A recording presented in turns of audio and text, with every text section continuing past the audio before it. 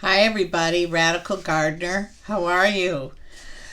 Hey, thanks for all the feedback I got from the video yesterday. I actually want to spend more time talking about things like freedom of speech and following the natural cycles and I'm interested in a lot of different things, and if there, you guys know there's gardeners that know a lot more than I do. I think the niche that I fill is that I'm in an urban environment, and you have a lot of urban gardeners too that are more experienced than me. But I try to keep it really simple and really keep things upbeat and show how anybody can do it.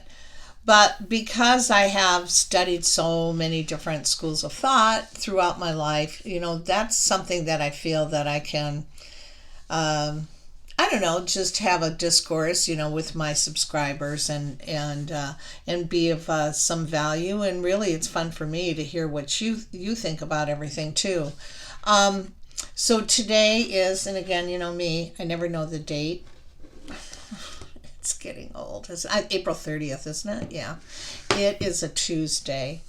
Um, as of today, I started um, declining on taking new voice students. I like doing the voiceover stuff. I really like the people that show up for that. They have a lot of energy. They're looking to make a career change. They walk through quite a bit of fear just walking through the door and do this kind of training. A lot of them are looking at a second job. They're in their 40s and 50s. It's a big deal for them to take something like that on. So I really like that energy, and I really like to support them and be a champion for them. And really, I just end up being a cheerleader.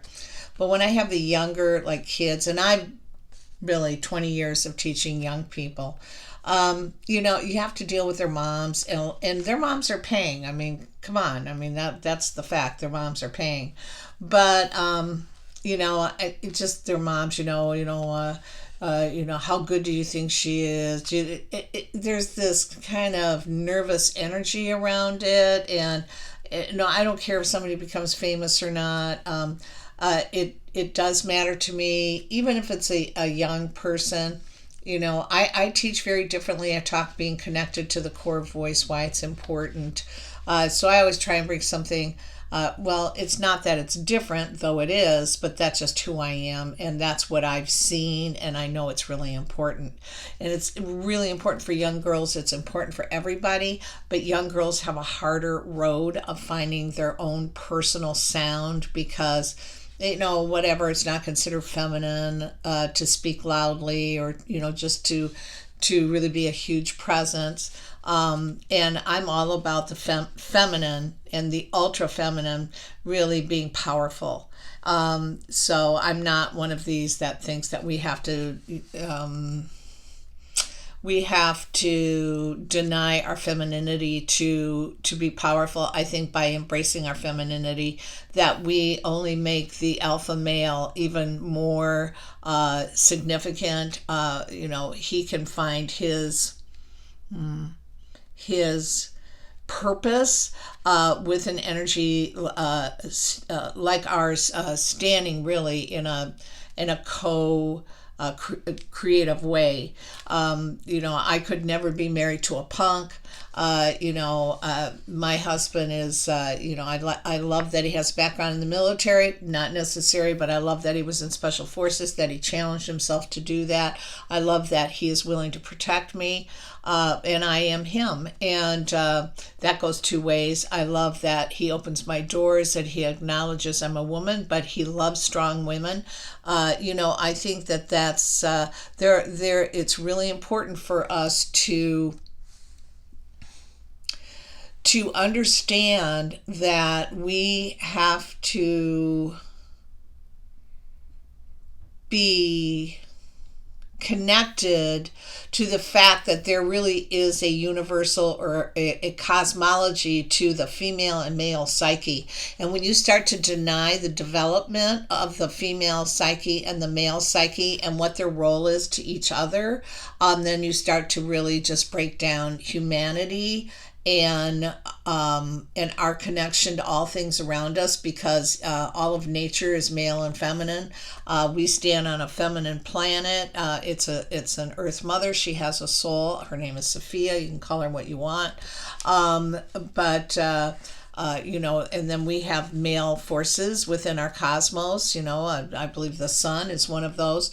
So we have this cosmology that we represent in a human form, and by acknowledging our psyche and the development of our psyche, which is in conjunction with all of the cosmos around us, that is the only way to the next transformative experience that we're all going to have. Actually, I was taking some notes, just different things that I've been reading, and I just want to share this. I actually was going to talk about something very different, and now I'm kind of going off on this. Actually, this is going to lead into planting according to the moon phases. But, let's see, do I have it? Wouldn't that be just rare, you guys, if I was actually prepared? Yeah, here we go. All right. Here we go. All right. So, there's been a polarization of sorts. So let's talk about how we ended up here. I've been listening to old radio shows. Art Bell. I listened to an interview with Jose Aguirre, who was the father of harmonic convergence. I've really been picking up a lot. So let's talk about something I heard Jose say. And he is a brilliant guy. But it's interesting, too, to hear him talk about what he thought at that time, which was 2011, 2010, what he thought was really going on. And if you don't know who he is, you should look him up. He was the one that had this vision about the harmonic convergence, and he started, I think that was 1987 or something like that. And so he was really at the front end of all of this, us being connected to the cosmos. One of the things that he made me hyper aware of is the ridiculousness of the Gregorian calendar, which the same Pope is a Pope Gregory that took all of the solfeggio notes out of our scale, which were the really magical tones that really helped to shift and elevate consciousness. He was a real keeper, that guy. But anyway, so he talks about why it's important for us to be on a 28-day, 13-month moon calendar, which I absolutely agree with. And I have tried like hell to follow that calendar, but it's impossible. I mean, the entire world is following a different calendar, and you're trying to go along to yours. And I think what I'm going to do, which I did before, but I think I have the mindset now, is I'm going to just post it, where I look at it and go, okay, in reality, this is the real calendar. I know it's April 29th, but in reality, maybe it's May 2nd. You know what I mean? I don't know. I have to look and see what the actual dates are. But and this is why. Because if you aren't following the 28-day, 13-month calendar, then you're out of sync with nature. This is the point. Then you start to operate as an entity, this human, that has no real connection to what our myth, our beginnings, our spiritual connections, our growth. We've completely lose that connection, because now we're walking along something that's completely against the rhythm of the cosmos. How healthy could that possibly be? Even if you're, hardcore, don't believe anything spiritual, come on. Come on. But they're out there. All right. So, and he says it really well. He says a natural cycle, harmonious shift in consciousness. So it literally encourages this shift in consciousness, right? All right, so he says that we, and I believe this too, 2012, that whole end of the Mayan calendar thing, that was really about a passageway. That was never about that the world was going to end. I mean, I never thought it was, but they were all out there on talk radio, weren't they? So he said the passageway was open and we entered a time of prophecy. He says it is going to be a time, the collapse of our technocratic civilization. The earth has to surrender. Oh, I love this. We have to surrender our ego to the earth, the universe, and the galactic center, right?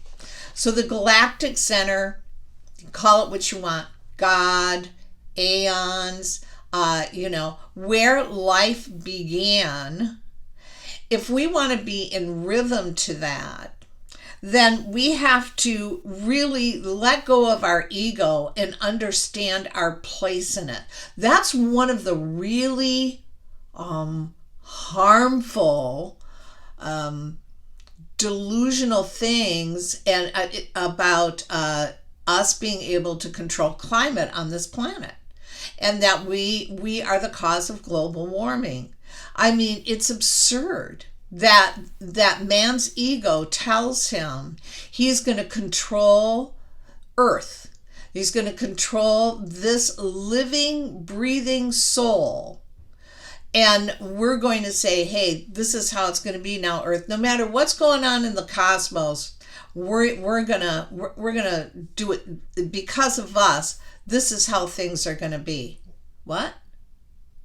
So it's really important for us to move out of the madness by understanding that we're in the presence of something even greater than us. And again, nature, God, our Earth Mother, what have you, right? So we're not the be all end all, are we? Right? We're just humans, right? Created in the spirit of our Earth Mother and of the galactic center, I mean, pretty cool stuff, really, what we're connected to. And if we can truly connect to it, we can get in a flow that is so magical for our own personal lives and journeys that it's hard to describe. I've been in it for quite a while now. I've been in it for a few years. I had to get out of a lot of things I was in, and I had to get rid of ego, and I had to really improve my health. But it's all come together for me now, and I understand that I am just a player that gets to be a part of this magical cosmos. All right. So anyways,